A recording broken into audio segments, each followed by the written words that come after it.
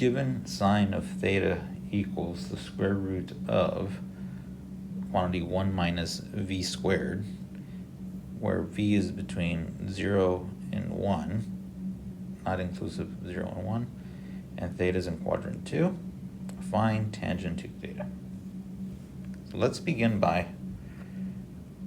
writing down what we're looking for and identifying this is a double angle, and we're going to have a double angle identity here to work with just for the one for tangent. And the one for tangent is 2 tangent theta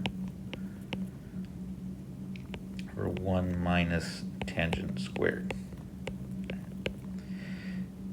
For me to finish this problem, I need to find tangent, and we have to use that information that's given. In our case, sine of theta is square root of 1 minus v squared. And now there's a few ways of doing this. My favorite method would be to kind of draw this out. And here's the thing, we're given that sine of theta equals the square root of 1 minus v squared. And your angle's in quadrant 2. So if you were to draw this out, let's say your angle theta ended here. And again, we have sine theta equals square root of 1 minus v squared.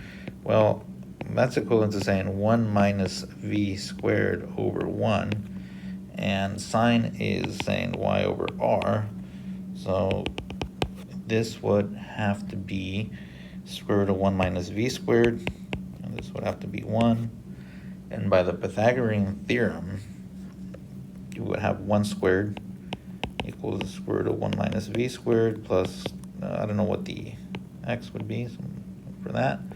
So 1, oops, sorry, that's a square there. So squaring a square root gets rid of the square root.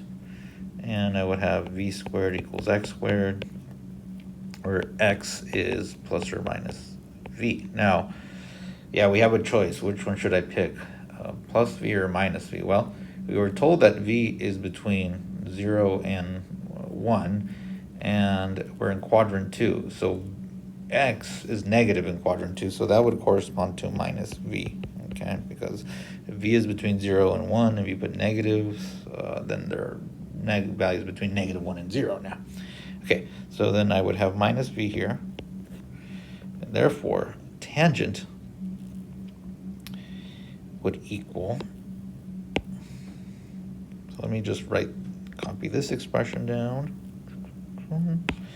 and put this down here.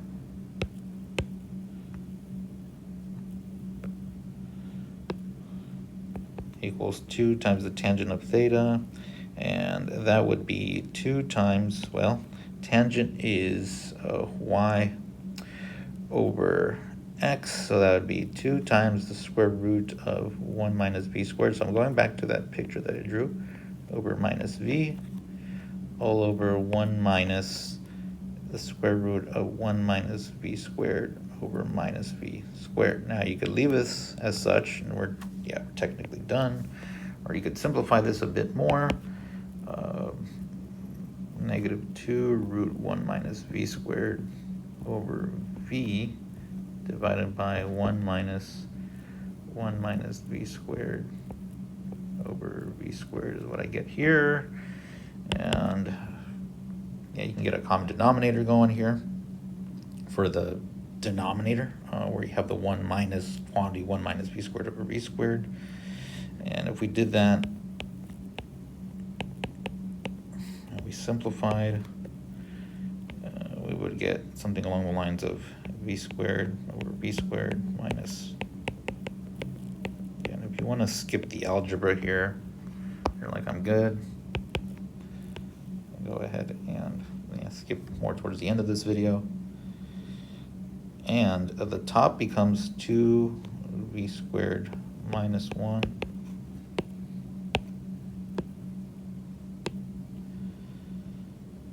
over v squared, and then the top is minus 2 over root 1 minus v squared over v. And if we went ahead and flip this and simplified,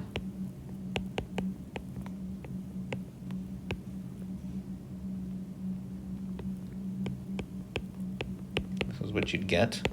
So right, this goes to these two parts go together and these parts go together. I just think of dividing fractions, and stuff would cancel here. One of the v's on the top cancels, and the one on the bottom goes away completely. And there we go. This is our expression. Okay. All right, I hope this helps. Thanks.